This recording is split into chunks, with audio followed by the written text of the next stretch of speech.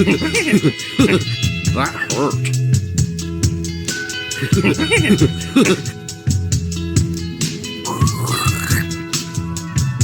More verticality.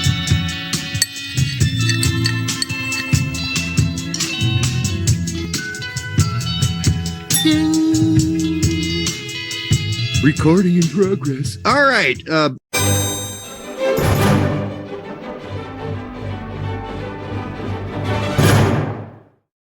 This reminds me of like the 1883 New York jail riots, and the fact that back then the riot was because they weren't getting good enough food. They were sick of eating lobsters and clams because all that shit was so cheap back then. It was literally the cheapest shit they could get. Like, I'll eat lobster all fucking day, man. I'd riot as well. Jesus Christ, I'd be eating. Give me some fucking beef. I'd be steak, like, damn it. Give me butter and I'm good to go. Give me some melted butter and I'll just eat all of this seafood. So anyhow, I don't know where the fuck that came out of. Yeah, Casanova. If all beer in the past was that high, we all would have died of dehydration at some point in our lives. Yes, yeah. But Benjamin Franklin is noted for waking up. Most of our founding fathers were, if you want to call them that.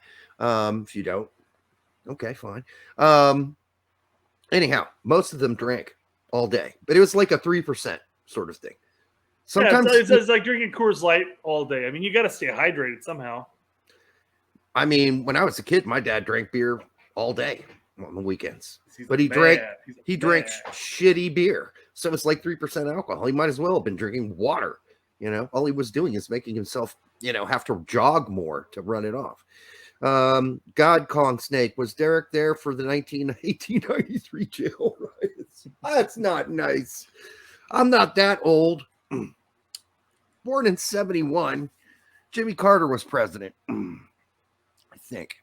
So, in reference to all of the Mexican American players that are that have accepted call-ups to the Mexico national team, I think Ford was president when I was born. Just so to clarify, I think it was either Ford or just Ford right after Nixon. I can't remember. How that all played out. Anyhow, the track record's not great, right? And that's something the players should be aware of. The track record, I love this, for guys going over to Mexico from the United States and actually contributing isn't there. And they're locking some of those guys in, and that's it. And for us, I urge the players to keep it open and see what happens. Keep developing. But any player wants to feel wanted, right? Again, this is all comes down to the Jonathan Gonzalez situation, which apparently Ochoa never knew anything about, or anybody else knew about before. Araujo hadn't heard about this before he made his decision, because they're young, right? And that happened many, many years ago. Ooh, like what, a whopping 3 years ago? 4 maybe? You can look it up, but I think it's 4 at this point, yeah.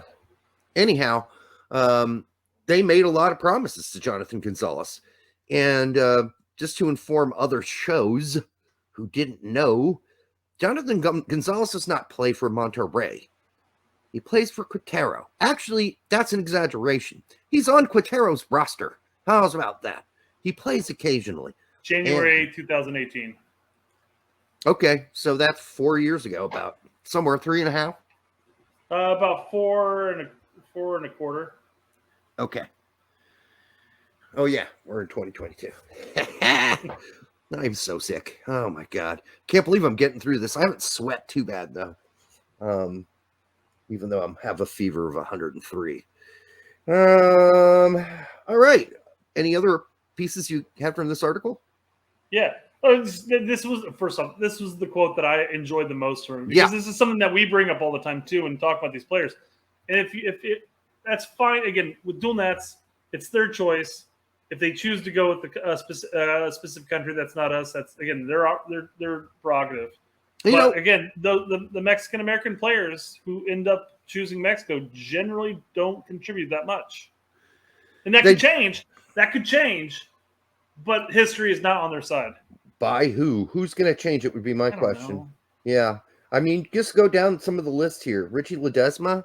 Okay, well, call me up when he starts playing for PSV on a regular basis. Which again, I haven't heard any. I mean, for the most part, I haven't seen anything from Ledesma saying that he's anything but interested in playing in the United States until he says otherwise. Cade Cowell. Okay, go for it, Cade. I don't even know if he speaks Spanish.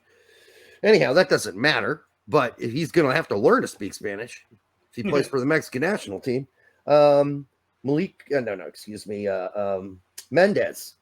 and Fazela. Hear that one all the time. I'm not worried about it, folks. Sebastian Soto, who could play for a multitude of different. I'm not worried about him. He can't get playing time at a shitty fucking goddamn Scottish team. All right. And I'm not going to go down the whole list. We know who they are. However, on the other hand, when we have brought Mexican-American players into our fold, they do play for us. All right. Gonzo, Bornstein, Alvarado, Jose Torres, Joe Corona, Edgar Castillo, William Yarborough. They all got shots. Villafana, Greg Garza, all of them got shots. Multiple shots to play for their U.S. Nats.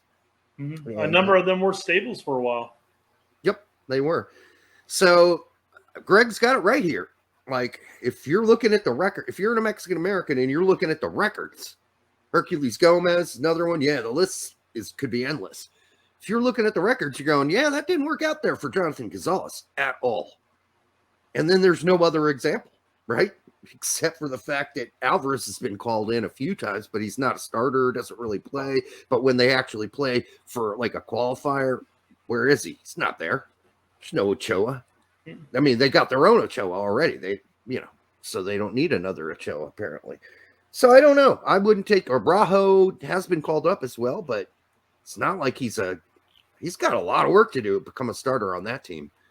On Mexico. Mexico still have good players coming up too. I don't think people realize that, but I mean, I know they're playing mostly an old group of guys right now, but they still have some pretty, Tata doesn't call them up, but they have some pretty impressive players coming up.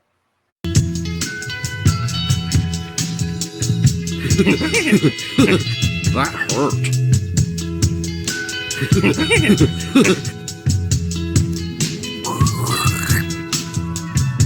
More verticality.